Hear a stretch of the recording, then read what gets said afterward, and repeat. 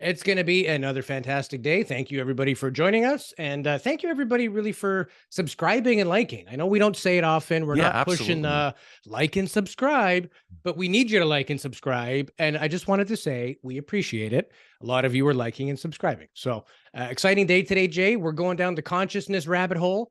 Absolutely. I know some people don't like it, but this is part of the phenomenon that we have to explore. I So, promise we will keep it UFO related. This is not just what is consciousness. No, specifically, what is it about the UAP phenomenon, contacts, downloaded messages, some people, picking up talents that they never once had before. A lot of very cool stuff happens, and it appears to be happening at the consciousness level. So this is still a UFO, UAP based show. But if we don't look at all the angles, we're never going to get to the answer. You can't chase orbs all day. It doesn't get you anywhere. So we have a couple of brilliant minds on here. We have a PhD and an Emmy award-winning documentary filmmaker. They're putting together a cool new film. We're going to learn about that. And we're going to make it all digestible and fun. I'm excited, Jay. This is right up my wheelhouse. well, yeah, me too. This is right up our alley. So, I now have you as a believer of the consciousness phenomenon. So I yeah, won over one guy. Now we just got to work on our thousands of viewers. yeah. But All right. anyways, enough fun. Let's get to work. We'll be back in a few minutes here. Actually, 26 seconds, because that's how long our intro music is. Well, there you go. We'll be back in exactly 26 seconds with today's guest, Dr. Robert Davis and Mr. Dave Beaty, right here on UAP Studies Podcast.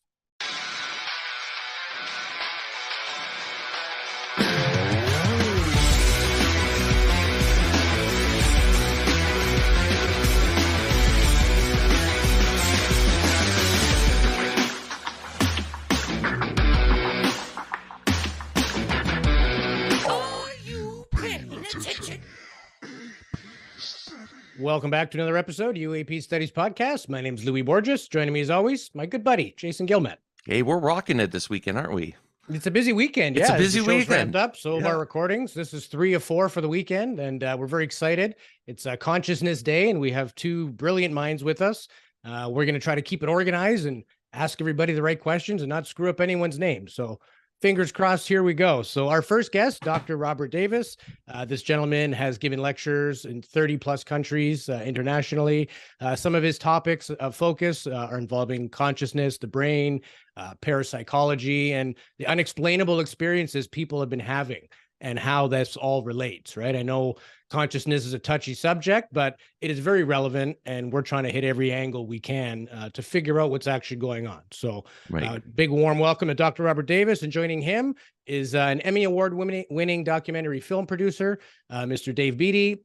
He is also a UFO researcher and has been kind of branching his work into that direction as well. So we have a brilliant filmmaker, a brilliant medical mind. Gentlemen, welcome to the show.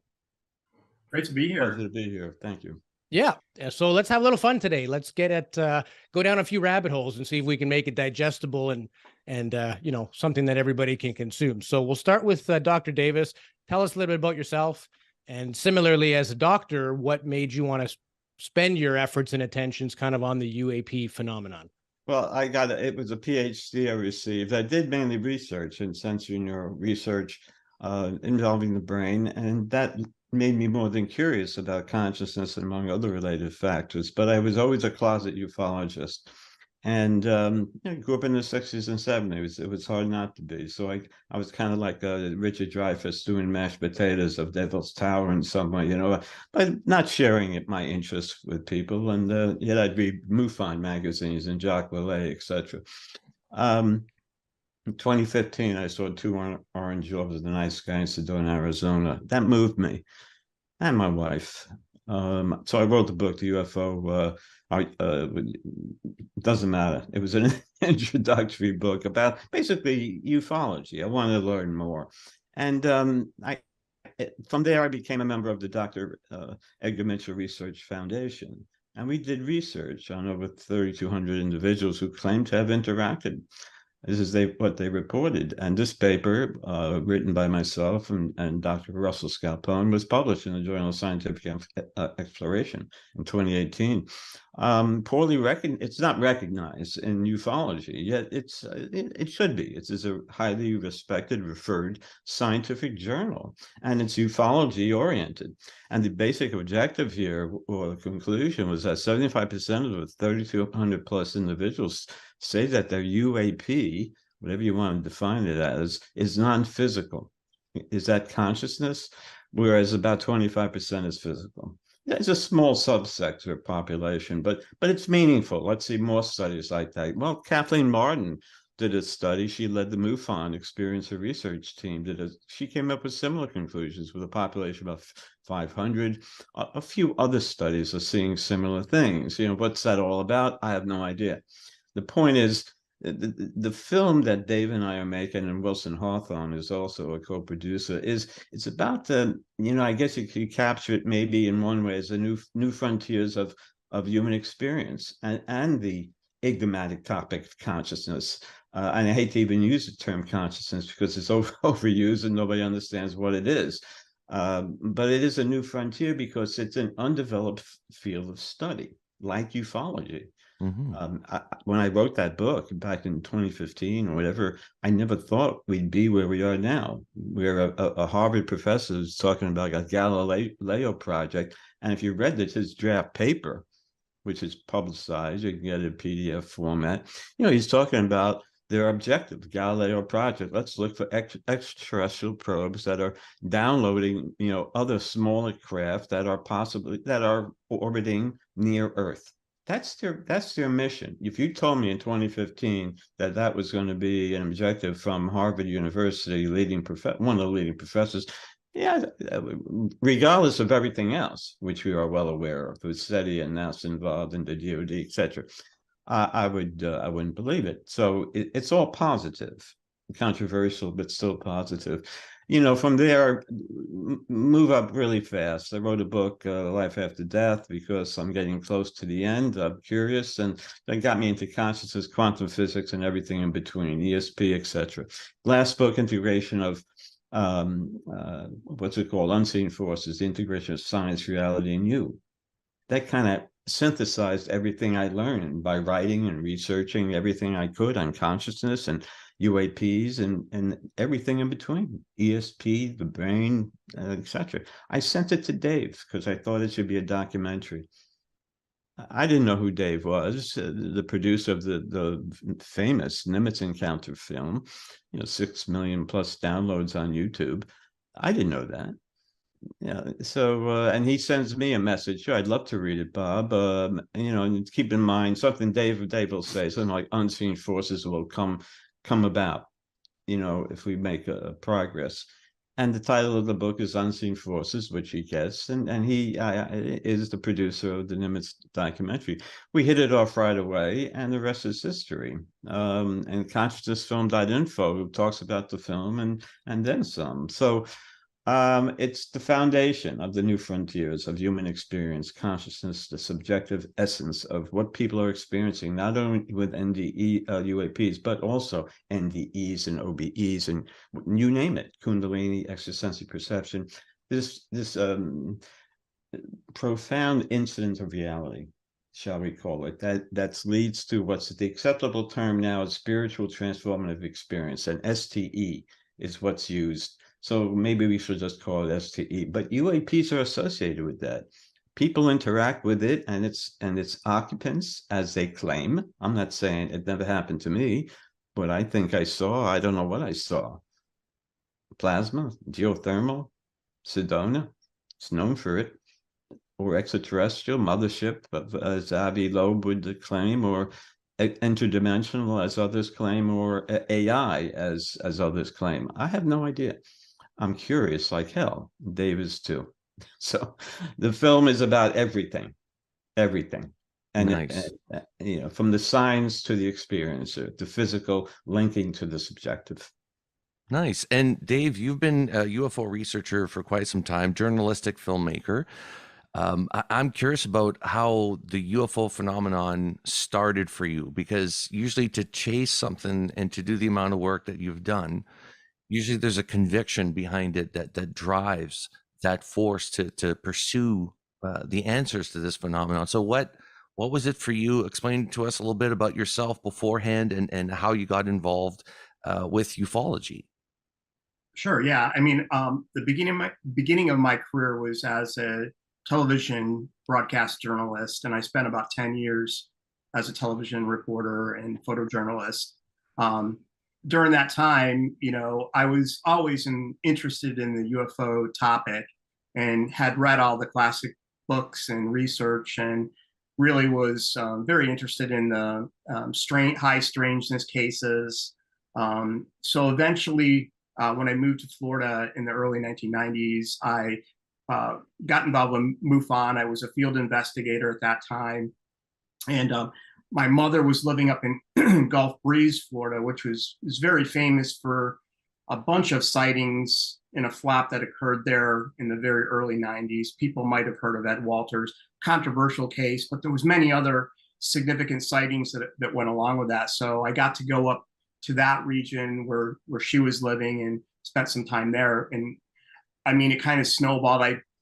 My interest kind of waned for a while. There wasn't a lot going on in ufology for a while, but when it started to come back, maybe 3-4 years ago, and the New York Times kind of reinvigorated my interest, and I formed some groups, Facebook groups. Hundreds of people came in. We began discussing this very intriguing case of the United States Navy. In 2004, the New York Times, the ATIP program at the Department of Defense, and along comes Tom DeLonge with his organization that for some reason pulled together some of the highest U.S. government, personalities that were basically saying that this stuff is real and we need to pay attention to it. And,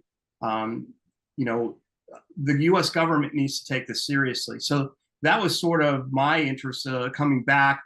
I ended up doing that film, starting off as just a 3D recreation of the events using 3D animation. And it kind of spun off into finding a bunch of witnesses that came forward and telling a story that was somewhat different from what you read in the New York Times and saw in some of the mainstream media accounts of just the FA-18 pilots with nobody else. And I found some guys that were involved in the ships on the surface that had these encounters, and they were strangely different in some ways, similar but different experiences. And so that got me back into it. And in the last couple of years, I've investigated several other U.S. Navy encounters, which are almost as strange and mysterious, but have really gotten way less coverage in the press and even in ufology.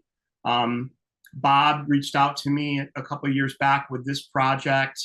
And, when you talk about consciousness and UFOs, sometimes those two things don't necessarily go together and people wouldn't understand, well, what's the connection there? I've always had an interest in parapsychology and also various philosophies, revolving around near-death experience and out-of-body experience. I was introduced to a lot of literature as a young man, and my parents were very interested in that material as well. So I was familiar with some of the concepts that surrounded ESP and remote viewing and those things. Read a bunch of books on it, and I was kind of fascinated that Bob was bringing this topic together. And as we brought it to, discussed it and kind of hashed it out, we started saying, well, normally you don't talk about consciousness and examples of what consciousness may actually represent with UAP, but there's a connection there. And we said there's a connection with these other areas of parapsychology that have been studied with academic rigor for many years, unlike ufology and consciousness. And we thought that it might be a great opportunity to bring all these kind of disparate topics together into one film. Right. And consciousness, it encompasses so many different aspects of things. It's not just UAPs, but near-death experiences or people have actually died, still have the ability to think and they still feel like themselves, but outside their bodies. And that has always fascinated me because I always thought that the brain was where all the thoughts and capabilities of being able to think and reason all took place in the brain. But these people are saying, no, you can actually be out of your body and be completely brain dead and still be able to think and process things. We had Mindy Totfest on not that too long ago. She had a brain, Yeah. was it an aneurysm or something like that? Yeah, I think she or a had blood vessel. like an embolism. She described it as like hearing a shotgun blast and then not being able to function. So basically, she had as close to a death stroke as you can have and still survive. And I think even Leslie Kane, she's done as much work in the UFO world, but also very interested in outer body experiences, near death, Yeah. that type of thing. And I want to ask you guys, because you made a good point, Bob. The word consciousness has almost been beat to death, and it's almost worth throwing it away. Kind of like UFO. There's so much stigma attached to it. You can't go to the government and say, "Can you study UFOs?" Because it's not going to go anywhere. But for those people that don't really have a grip on it, and I'm fascinated by it, and I still feel like I don't have a grip on it, what is consciousness? To the best of what we know today, is this a quantum field? Is this something manifested from the brain?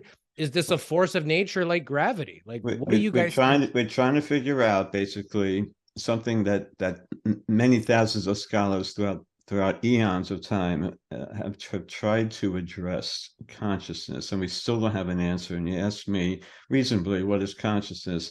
Who am I to give an answer?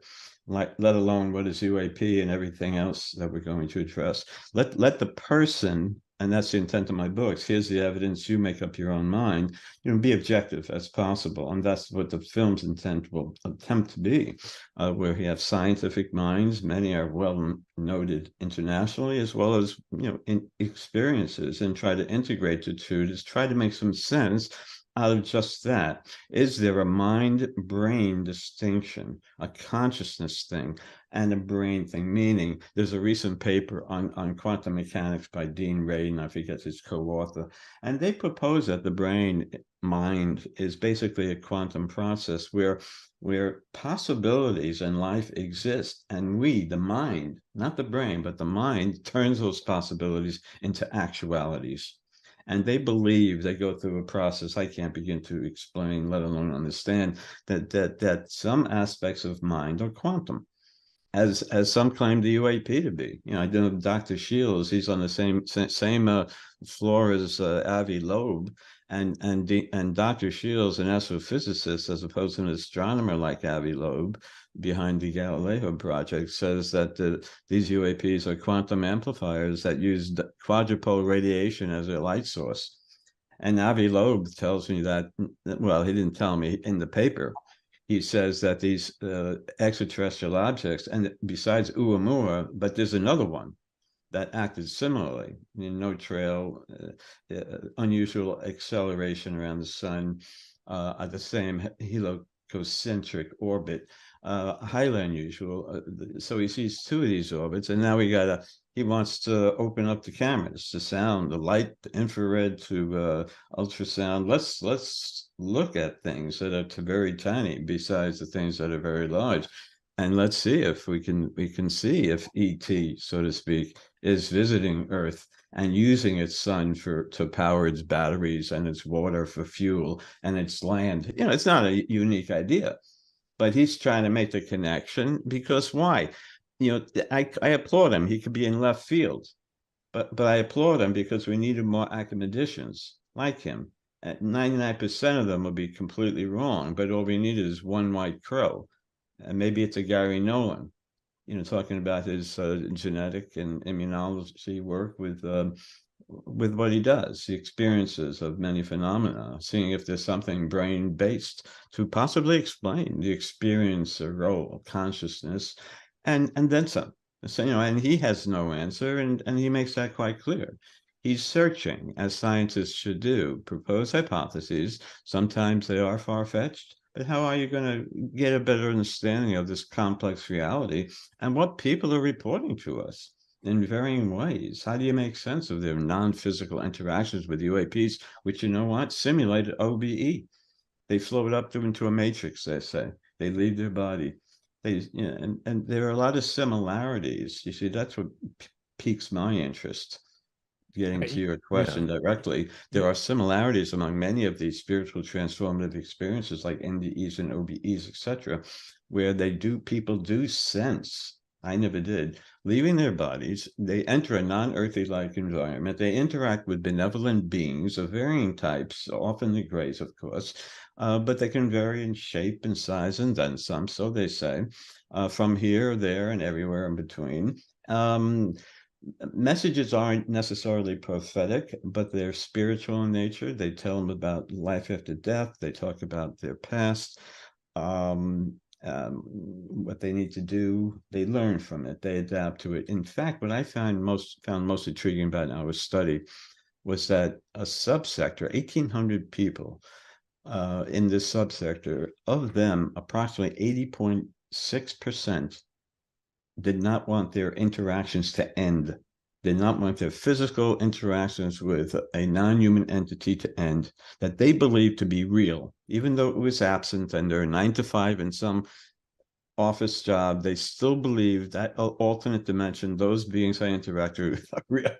We don't want to go there with the documentary. I know this is a UAP podcast, so I'm kind of emphasizing, that, but it relates to consciousness. It does. And the UAP is a smorgasbord of it all because it has everything in it, from what I can tell, from my research. Besides, and on top of that, you got, deep secrets, the unacknowledged access programs, playing their tricks on people along the way.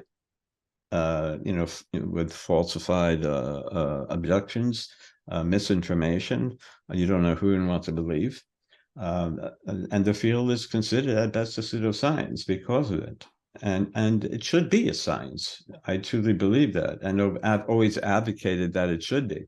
And I'm taking great joy in seeing what I'm seeing in such a short period of time, because it is evolving into a science, a Syrian science, obviously, and Congress is behind it. I'm sure there are experiences among Congress people. Who of them are going to, none of them are going to admit it.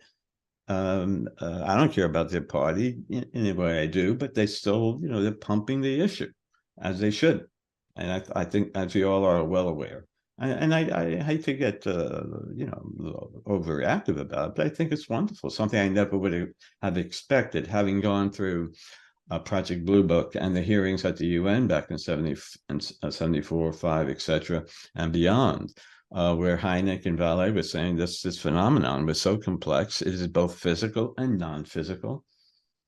It is non-terrestrial. I forget the words exactly that Hynek expressed, but he was getting at the same points that we're seeing now. Same thing, only 40, 50 years later. It's like Kenneth Knuth at State University of New York at Albany. He says, with his techniques, he tracked an object with the tic-tac. The tic-tac was 100,000 miles per hour. I forget the G-force, 1,500 G-forces, with his sensory instrumentation, which are trying to obviously upgrade, refine. Everybody's trying to do that now for obvious reasons, given the high level of interest. But Oberth, I forget his first name, back in the 50s, a physicist, said the same thing. 60 Mach. That's what Knuth said, 60 Mach velocity, 100,000 miles per hour. So we haven't advanced as much yet. We will. But it's a different time. It's a different suit, in a way, and it's the same times. We now have new technology to try to go beyond, since we have everybody on board just about. And we're going to make some nice advances in the next few years. I'm very anxious about it. Nice. Even on a basic level, I take a lot of enjoyment out of seeing simple experiments. You mentioned Dean Radin. I think he works at the Center of Noetic Studies. I watched something maybe 10 years ago on just random number generators. So they have a random number generator, makes no difference if it's going to be a 1 or a 0. And they have people focus and say, try to make it produce more 1s or try to make it produce more 0s. And they don't know how it works. And it works almost all the time.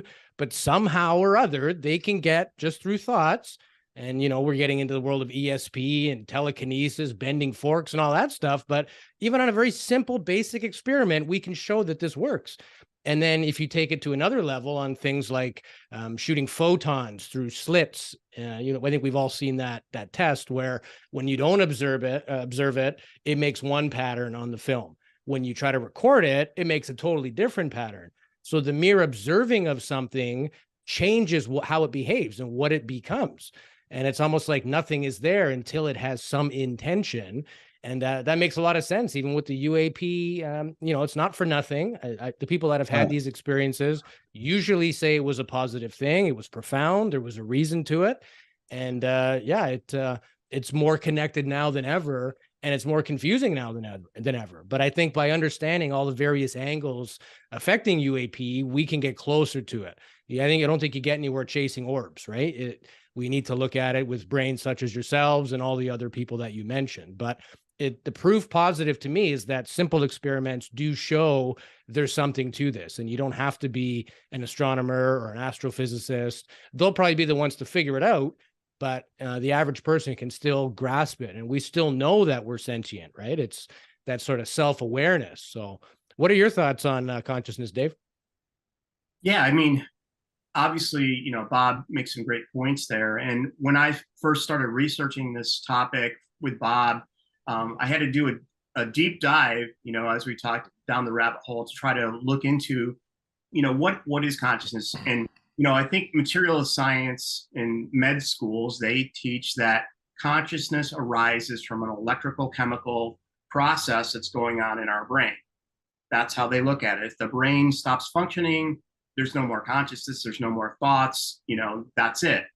I've always thought that, that probably isn't actually correct. And when I started looking into the current, philosophy on, some of the academics that are studying this, they also believe that maybe that's not the best approach to look at it, that it could be, upside down, that instead of the brain creating consciousness, maybe consciousness exists in some other type of multidimensional field, and that the brain is actually created and awareness is created, 3D physical reality is created as a processee of consciousness.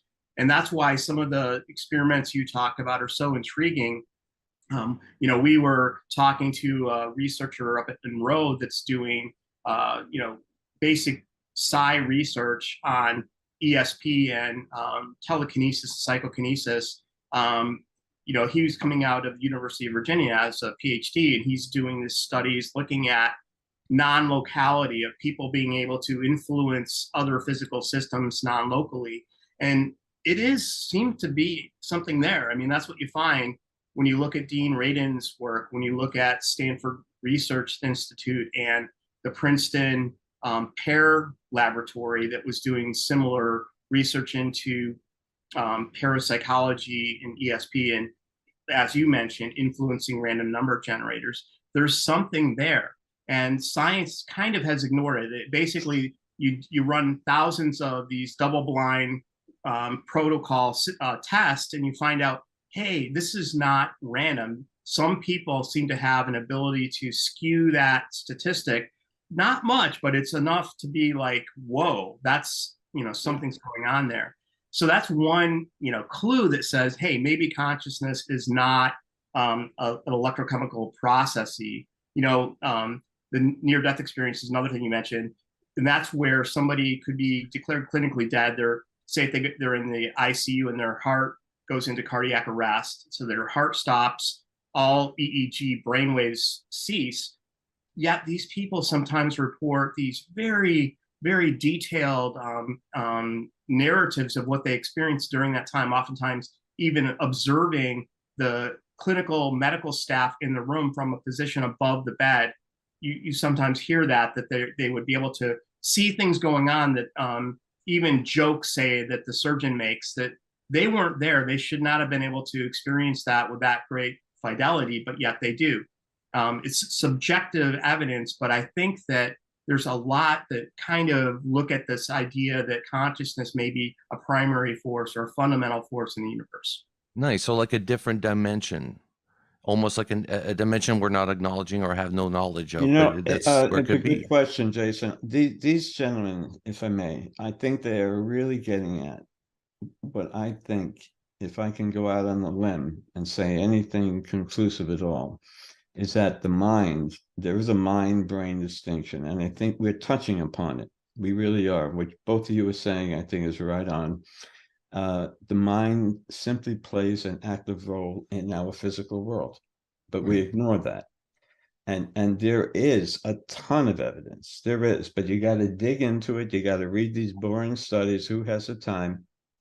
And you got to look at it and the statistics behind it, because the evidence is statistical, largely easy to ignore. You have to come from a little scientific background, not necessarily, to really get into it. You got to go in with the intention to understand that this evidence, it's overwhelming, as you mentioned, and it does support these possibilities, and it strengthens that relationship.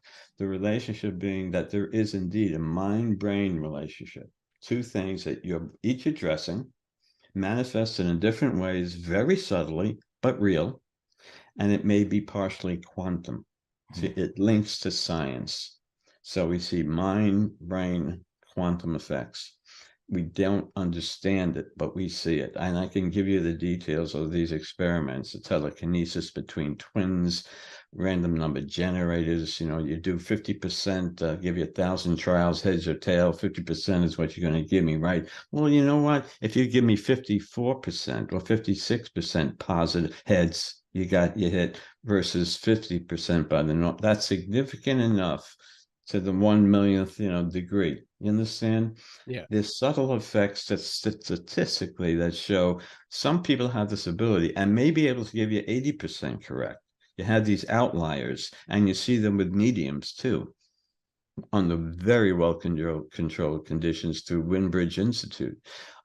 Through published papers and ions, and that's the noetic scientists, as you mentioned prior, overwhelming evidence under very strict controls that they can communicate with another source, an aspect of consciousness, retrieving information external to their body.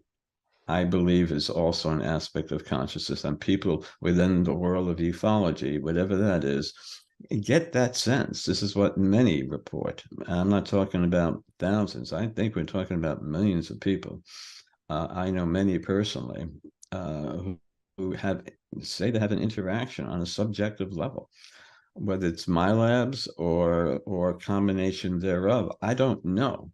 But this is what they contend with every fiber and serious determination within their soul. What happened to me? Why am I interacting with this? Why am I being pulled through the wall by a being? Why am I going to a craft and given a hybrid? Why am I being involved in a non-physical thing? But if I may go back to the article, why do those that interact with it say over 10 times we found? We subgrouped it 1 to 3, 3 to 5 interactions, whatever that meant to them. Those having adopted, as you would expect, we're very adaptive creatures, to the interaction, mainly positive, but some was negative, but they felt eventually some relationship. I mean, is it a hostage kind of relationship? I don't know, where they accept their their partner.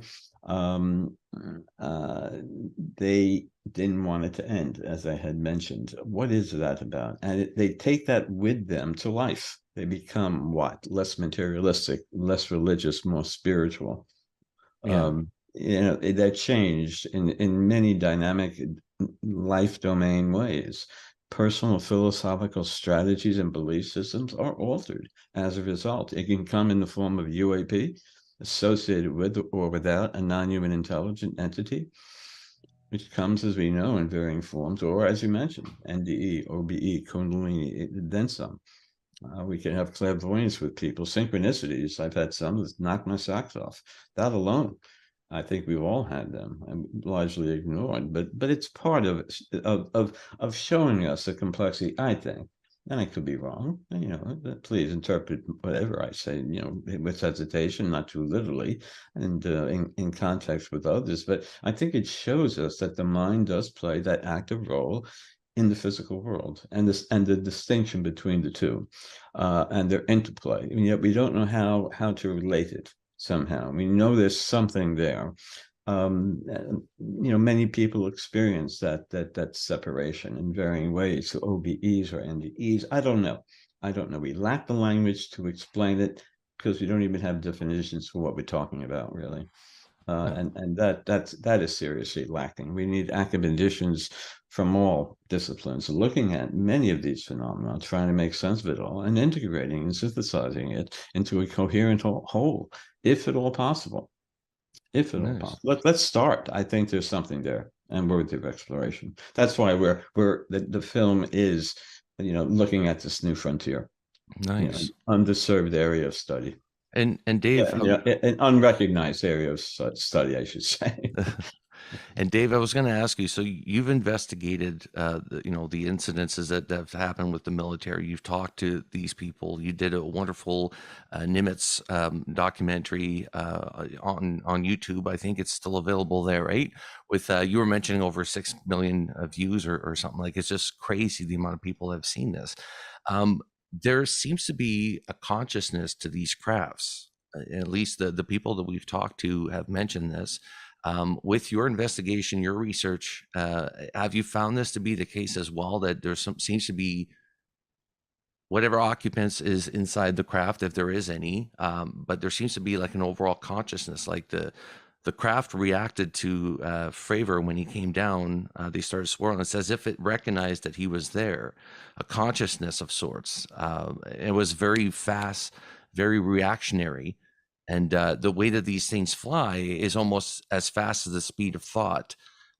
What have you found throughout your research in this regard? Like, have you noticed this to be a pattern?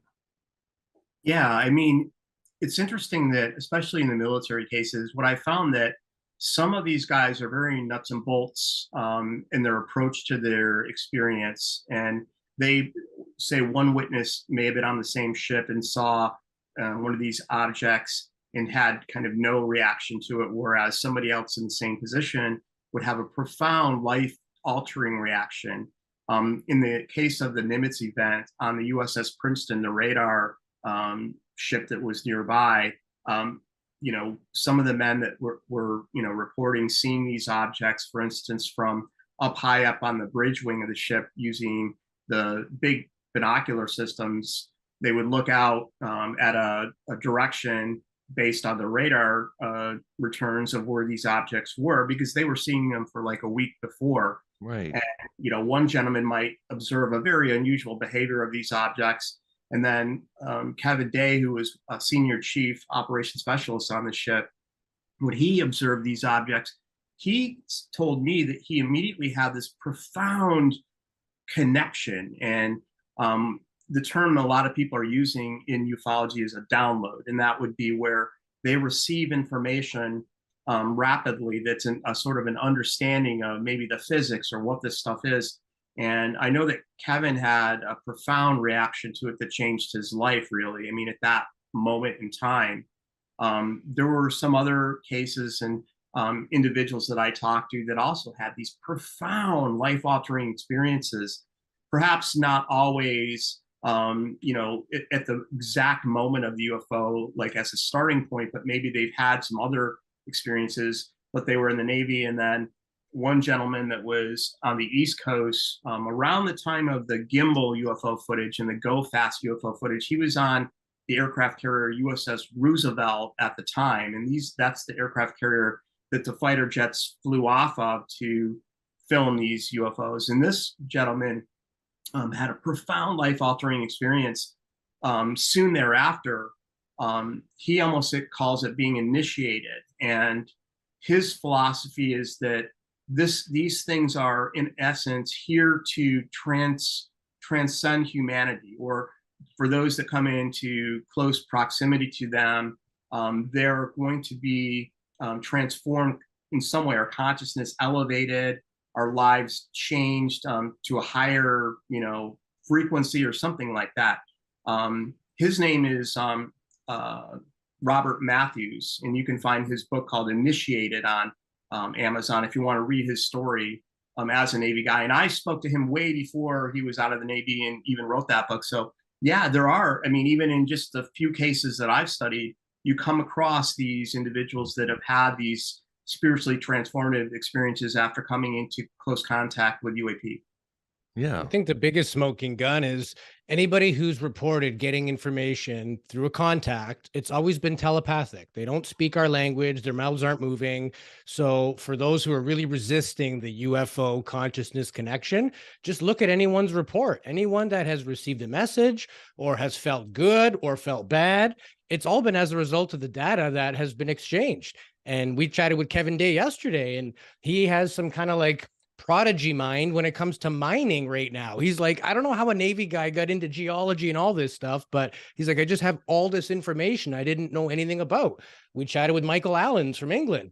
The guy basically got a download and knows how gravity propulsion ships work, wrote a book on how to build a flying saucer. So, it's like becoming a savant after bumping your head.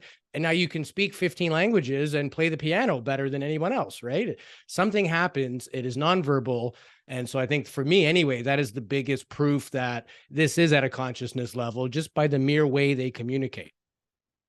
It's fascinating. Yeah. I mean, and, the other thing that I learned working with Bob Davis and doing some research with some of the academics that have signed on is that, when you think about memory and what we learn in our brain, what they're finding out that it doesn't seem like memory is stored in the brain. It doesn't seem to be there. So in where is memory then? Is that another in a multidimensional field somewhere that we can access? And is that how that works, where we can become suddenly a savant prodigy in some topic and speak languages that we never learned and so on? Very interesting. Yeah, and meditating too, right? You're looking for external influence, and then you get enlightenment or inspired somehow, and visual and just packets of data. And like you said, it's not stored in the brain, so it has to be coming from somewhere. It's strange. You're hitting on something that's so enigmatic. I had a close friend. He's driving, and next minute he says he's up in a ship, and he goes into detail about what happened. And ever since that moment, he's flipped, like many others. They keep their career maybe, or they go into something more serving of humanity, more ecological, which is not unusual at all. Or they'll keep their job, but maybe create an organization or do something to promote their newfound spirituality or whatever, newfound truth as they express it. Yeah. But their encounter was generally initiated by the entity. To him, he had nothing to do with it. Yeah. He sees a ball of energy in his bedroom. He's as logical as it can be. He's an IRS attorney, has a high-level job in Miami. If you're logical, if you have psychosis, you can't function in your daily activity and carry on a kind of job like that and be in a courtroom like he is. Right. I've known him for 5 years. Believe me, a little quirky like I am and everybody else, but we got our thing. And believe me, he's not psychotic. So what's that all about? I learned more from that than anything I've read. And that anecdotal experience from the crazies to the non-crazies, most of the non-crazy. What's that all about? Well, that's the thing. Yeah.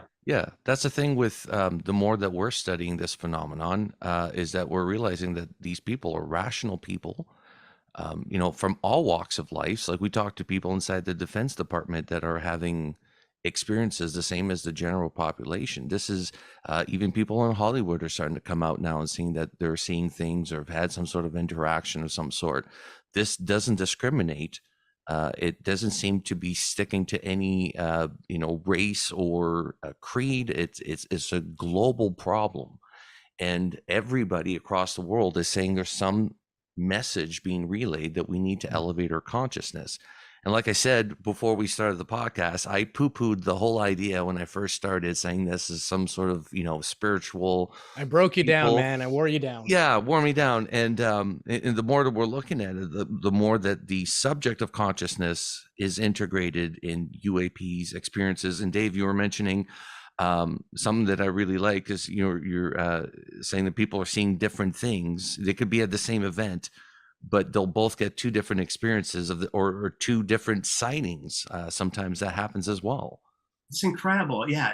I mean, talking about Kevin, I mean, in my opinions and, beliefs, when I did the film in 2018, I didn't include his ability to manifest events and things, that he was claiming that he gained these abilities after the download, and the paired photons and physics involved. I just kind of like said, well, that's kind of not what my film's about, so I'm going to just not include that. It was, I don't know. I mean, I try to like give every witness, like tell exactly their story, but he was the one witness that had this whole other experience that the other guys didn't have on the ship, that at least the ones I talked to. Another guy that's truly interesting is Carl Olashak, who was on the USS Reagan in the same year, 2004.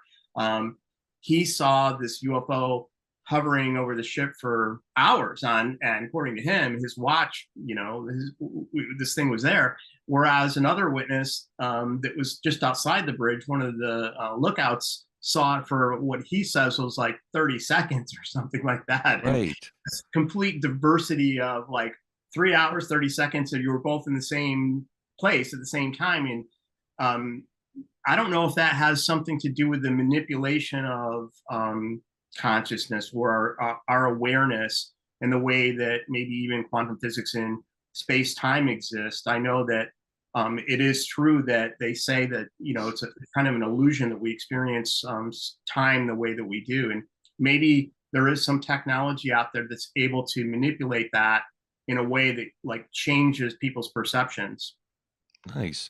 And because we delved in this a bit, and I've had time to think about it, and we brought it up a few times, but is consciousness universal in a way that, is it something that's like a universal power, the same way as weak and strong, nuclear powers and electromagnetic fields and all that? Like, is consciousness a natural progression of the universe, and on a universal scale that all civilization come to? Is it a possibility? Maybe one way to answer that quickly, the only line of evidence I think that we might have that might partially address your question is that the Princeton Engineering Anomalous Research Lab once did an extended study, and they sent, and Dave alluded to it earlier, they sent these random number generators, I forget how many, in different locations around the world, and recorded activity at certain frequency and charted activity. It was all sent down to a server, down at Princeton University, and analyzed.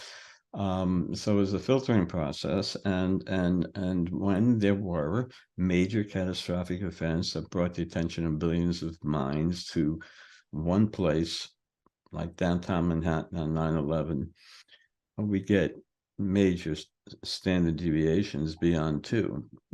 In other words, things go non-random. Okay. Where things could be, varying around 50%, like heads, tails, black, white, yes, no, random. But is there a collective consciousness? It's the only evidence we have. You have your controversies. You have some people saying it's a fluke or whatever. I think there's something there. And certainly the researchers believe that it is an aspect of ESP on a cosmic scale, so to speak. Getting back to your point earlier, we have Diane Hennessy Powell in our film, a noted neuropsychiatrist, wrote the book, The ESP Enigma, has 2 autistic savants, one of which I get the ages confused, but one is 4 years old, can speak 6 different languages, never exposed to either. She researched it, controlled it, all that. So, what's that all about? Bob, it must be Tom Campbell's theory, the physicist who's in our film, believes in the simulation hypothesis. We're getting, that someone's in control. I can't explain it. The brain can't be doing this kind of behavior. How do you explain something like that? Or, these children also have past life memories, go back and they find it's fairly accurate. You never know. You can't say it's literally true. There's always external influences potentially that can't be controlled for. But the point is, the encounter is usually initiated by the entity. We have no say in the matter violates our right. The communication is indeed, we all hear, it's telepathic in nature, and it's primarily extrasensory. It's visual, but it's considered more than everyday experience. It's a profound incident of reality. It comes in all different shapes and sizes. Some people see it, some people don't, as Dave was relating to by the sea personnel on board to the same research. We see this in different contexts. What's that all about? Like your expectations, or some people are selected to see it. Who knows? Who knows how it works, if it works? But the predominant emotions that are interchanged, or that we humans come away with when we have this exchange, is there's love, there's friendship, and there's kindness. We come away largely. I'm not to say that there are some negative entities and interactions and reports. That constitutes 10-20%. So say preliminary, very preliminary raw data. Again, we're scratching the surface. We have to add more of the academicians. I can't emphasize that enough. That's my mantra for the day. But nevertheless, we see consistency, is what I'm getting at, among many of these phenomena, which includes UAP. And we can't exclude NDE, OBE, etc. But we also see obvious dissimilarities as well. We have to recognize this for what it is. But there is some aspect of consciousness that, yeah, you can make the case that is altered, given each one a trigger. Each one serves as a trigger, an ontological shock. Rick Strassman, who studied psychedelics at whatever university back in the 90s, he met with John Mack, who developed a center. Harvard professor, believed in the alien abduction phenomenon. They met once, and they were, in their words, blown away by the similarities of the research subjects, their experiences between those that were affected by, I think it was, I forget now, psilocybin he used, and UAP experiences. Remarkable similarities and unique differences. But what's that all about? They come away believing it happened. You know, like I went to the ball game Tuesday. Right. It happened. And it both do affect the or the people either doing the drugs or having these experiences. They're profoundly affected by them either way. Yeah, but more, yeah, and more to their psyche. It's an ontological shock. It creates what they speculated by some, an ego dissolution. It goes real far, enough so that they're using psychedelics in trauma centers to treat PTSD, in psychiatric clinics to treat severe depression. Ketamine, that is being selected as a drug of choice. I suspect others will have more application in the psychiatric community as we do more research going forward. But, you know, what does that say? You know, should we all be taking psychedelics? Microdosing, as many people claim to do on Wall Street. They should be having a good time now, you know, going down with everything else. But nevertheless, you know, we're trying to tie together, make sense, make an integrative whole out of a lot of nonsense. Make sense of nonsense, and we're doing our best. And I give you gentlemen credit for doing that. You have the right guests to bring on to try to achieve that objective. That's frustrating. We call it rabbit hole, and it is a never-ending search indeed, and we have to learn to accept that until there may be one day a new discovery, revelation. You may come out of left field that is so revealing and heavy-handed. It could be on the 6 o'clock news. That gives us an answer. I doubt it. I doubt it. You know, I doubt the White House lawn scene, you know, Independence Day. You know, I don't think so. Not in my lifetime. I bet more on China and Russia than that, unfortunately. I want to ask you guys, what are your thoughts on entanglement? A lot of these consciousness experiments that they've done over the years, they take a particle, they put one there, you affect one, the other is immediately affected. So the whole idea of entanglement from the Big Bang, we're all connected. Maybe us and ET have that same connection that we all have right now as human beings on this planet. So what are your thoughts on the whole entanglement? We really are one. We don't, you know, we call dark matter and dark energy. It comprises the majority of the universe. We call it dark energy and dark matter for one thing. We don't know one thing about it. That's right. We don't understand. It's dark.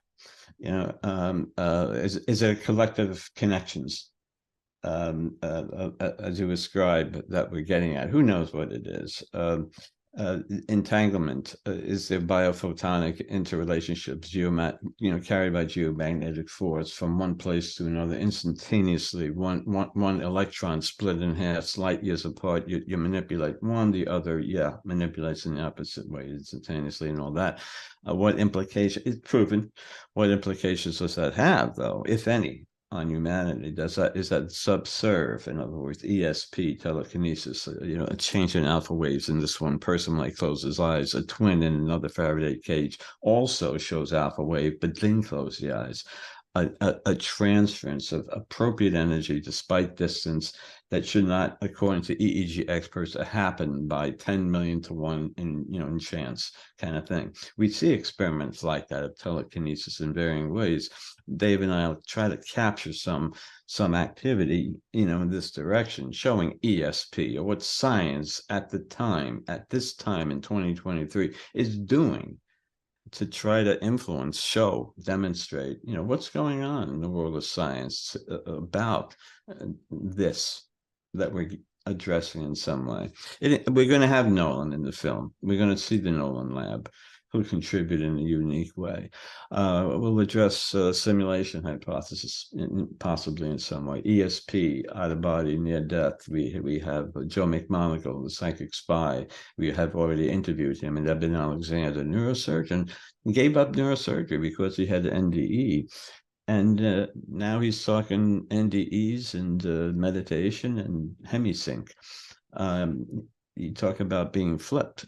You come in contact with many flipped people. That profound incident of reality in the form of a UAP, up front and close, up front and personal. If it happened to me, as opposed to being in the distance, I'm told on the phone, Reverend Michael Carter, more sane than I am, a friend, he convinced me that the UAPs are real. Next comment by Mike: Bob, UAP touched me. What's that? Was that Mike? Bob, a UAP touched me. And he went on to explain. Now, this guy makes more credible sense, has a highly respected, credible job. We all know. What's that all about? We hear these stories constantly. I'm a crazy scientist. Dave's a crazy professional in his area. I say crazy with love, but you have to have a few people that think outside the box. Sure. Yeah. In different professions. You dudes too. Yeah. The white crow, like you said, right? You get it. You bring on people that get it. And you're trying to facilitate a movement to shift that paradigm. You do your thing, Dave and I'll do our thing. Yeah. This dude will do his or her own thing. Yeah. We can't do the same thing, of course, and that's cool. But we contribute to a unifying whole, and it'll be realized who knows when. But we'll make an effort. You'll be here longer than I assume you're in your whatever, doesn't matter. But nevertheless, you'll see more of a progress, and it's a bright future. I'm hoping for a bright future. Where it leads, no one knows. It's a yellow brick road, but I'm startled by what I've seen in the last 10 years, less than that. Nice. And Dave, I know it's difficult when you're a filmmaker, especially when you're recording so much material with so many, high end people of very reputable reputations and stuff like that. Hemingway said you have to kill your darlings when it comes down to editing. And I just wonder, like, the complexity of being a filmmaker, like, it's when you're going through this sort of documentary process, are you constantly thinking, oh, this has got to be in a documentary, and then like you got to make room for so much material in such a short time? So how do you handle that? Yeah, I mean, it's absolutely true. And as we have the list of the people that we want to include, that we have to have this person.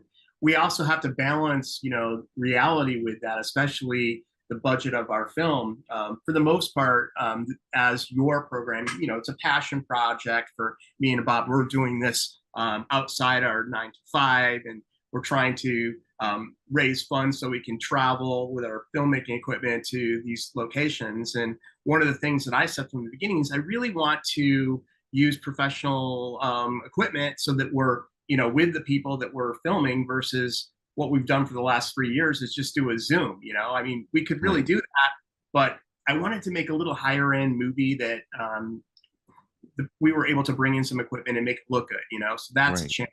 So you have to say, okay, if this person's over here, who can we also get that's in the same location? So we're making those types of organizational decisions. And if somebody's a way outlier, we have to weigh and say, do we really need that person or not? And then the same thing goes when you're talking about interviewing somebody for 3 hours, and the content and the discussion that takes place in those times.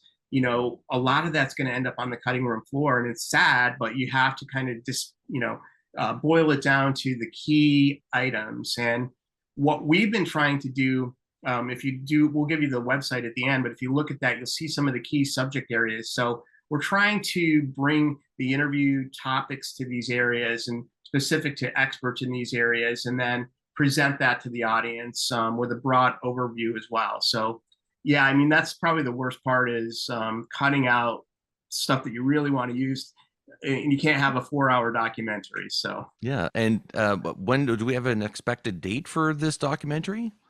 well, it's an Release ongoing date? process. Yeah, I mean, I told Bob when we first started that if we really want to make this film, that doors will open for us. We should be prepared for that, even though, we don't have, say, an overriding sponsor that's paying for the film, and we're just shoestringing it, basically. That I said, if we really have pure intentions and we want to get this message out, and in some ways provide hope. I mean, in some ways, that's what I'm hoping to do, is to provide hope to people that maybe that we're more than our physical bodies, that when we die or when our loved ones die, there's quite a bit of evidence to suggest that we go on, our consciousness don't just evaporate at that point. So that to me is like a very powerful motivation in this film. And I'm hoping that, we'll continue to be successful in getting out there and getting more interviews, and basically closing the gaps so that we can have this done sooner rather than later. But when you don't have, a full sponsored film to make, you kind of have to do it as you get money. And so I can't tell you exactly when we're going to release it, but hopefully sooner rather than later. Gotcha. Do And you if guys we- have a title for this movie? Is it The Consciousness Connection? That's right. Yeah. Okay. And that's the website as well. The actual website is consciousnessfilm.info. So. Okay. And Well, when you guys are have it ready to go, let us know. We'll be glad to share it with our viewers. And it's been interesting chatting as well. Where else can guys follow you, both Bob and Dave, if people want to learn more about what you're working on? But that website is up and running. It's going to be updated soon with some more guests that we plan to interview, like Bruce Grayson, Jeff Long, among others, Ryan Center. BobDavisSpeaks.com. My website is BobDavisSpeaks.com, and the website again is consciousnessfilm.info. If anyone wants to provide some support for travel funds, primarily, that's it, for our sweat equity, that'd be great if they can do so. Dave, thank you. Yeah, thank you, Bob. So the website has links where you can sign up if you want to receive information from us via email. There's a GoFundMe page where we're trying to raise money just to cover travel expenses to go out and do these interviews. So far, we've actually gone out to Monroe Institute last summer and spent a week out there, basically covering that entire story, which is a fascinating location that has this history of research into higher consciousness. So you'll want to see that material as well that we're doing. You can see my film, the first film I did on UAPs on YouTube.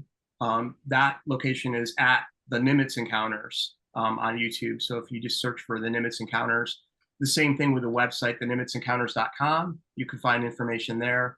You can follow me on Twitter at Dave_Beaty, Beaty, or you can look up some of the articles and research I've done on UAPs on medium.com, again, with my name. So Nice. And I want to thank both of you as well for coming on today. And I appreciate what you guys are contributing to this subject. And unfortunately, there's no money to be made in ufology. And like Bob says, whatever that means, everybody's doing this out of the passion for the subject. And we're all putting money into trying to get the word out there, or trying to raise the awareness of the situation. And I can't, like I said before we started, I can't think of two better gentlemen to come on and talk to us about consciousness, how it applies to UAP. And I know it applies to so many other factors and different variations in life.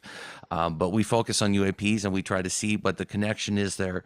Thank you so much for both of you for coming on the podcast today. Let's have you guys both on again. Maybe when the movie comes out and we got a little bit more data, let's have you guys back on. Thank you very much. And thank you again for all you contribute for our important cause. And it's one thing we have in common. We know that our cause is real, and it's very important to pursue. Yeah, absolutely. And what the answer is unknown. But and that we have to deal with in our own personality way. Yeah. Perfect. Gentlemen, thank you so much. Thank you.